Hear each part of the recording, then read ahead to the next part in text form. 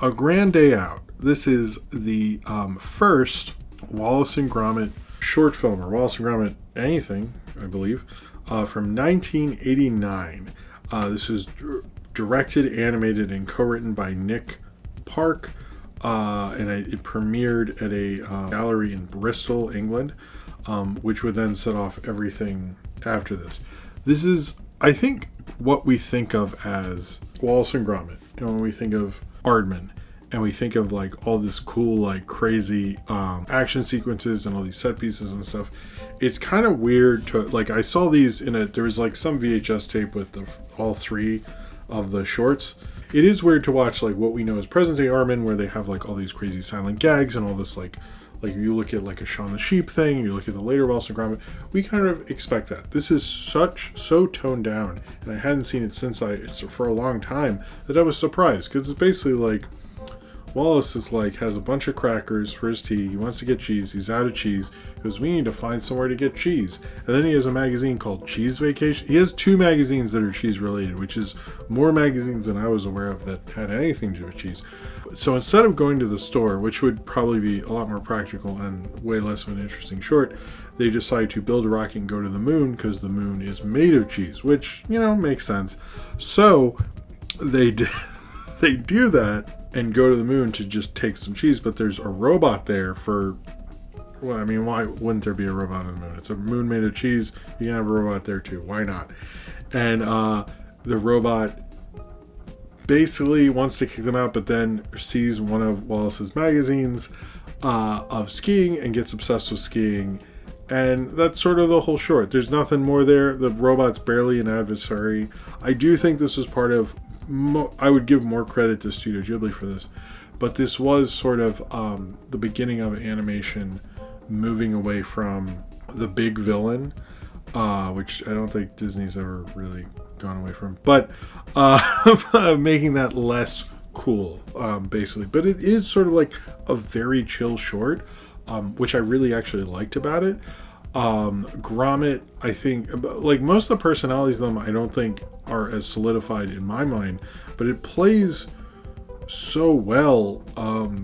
I kind of just liked watching him go on this. It sort of reminds me of stuff like Winsor McKay's early work, particularly with the Nemo and Dreamland comics.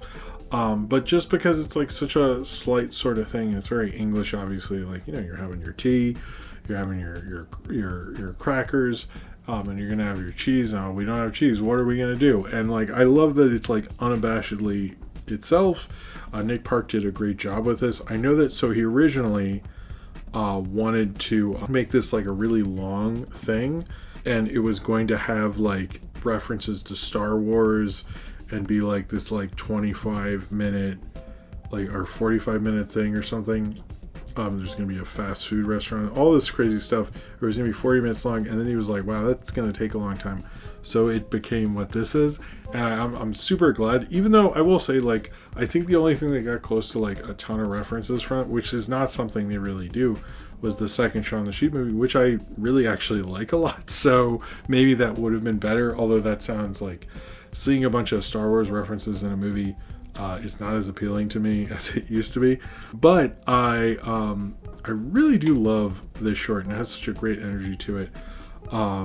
Also, this is kind of a funny fact. It's just like chill. If you're going to go to the moon for cheese, might as well have a chill adventure. So this was nominated for most of the Wallace and Gromit shorts were nominated for Best Animated Feature. This did not win because it lost to Nick Park's other movie, Creature Comforts. So of the 3, the other 2 won Oscars. This didn't, because Nick Park had to compete with himself. And of course, Nick Park wins a lot of Oscars. I think he has the most animation Oscars of any English animator, if I'm correct on that.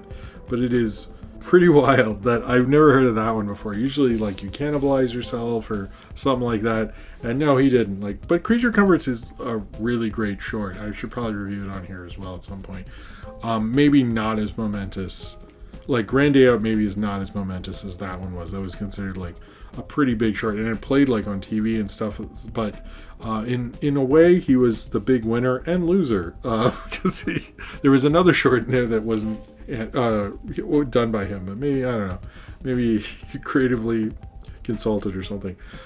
Maybe this isn't as crazy as The Wrong Trousers or A Close Shave, but it's a nice kind of chill start. I wish this was more available. I almost played this for my kids tonight. I didn't get to, but it is a wonderful, cute like journey to the moon, and like I like that. It sort of reminds like La Luna did the same thing, where it's like a nice little chill space adventure, and we don't have to always hear about how no one will hear you scream or all this crazy stuff. It can sometimes just be a journey to get some cheese for your tea. And I also like that they added the different regions of the moon have different kinds of cheeses. I thought that was really cool. So he clearly thought about this.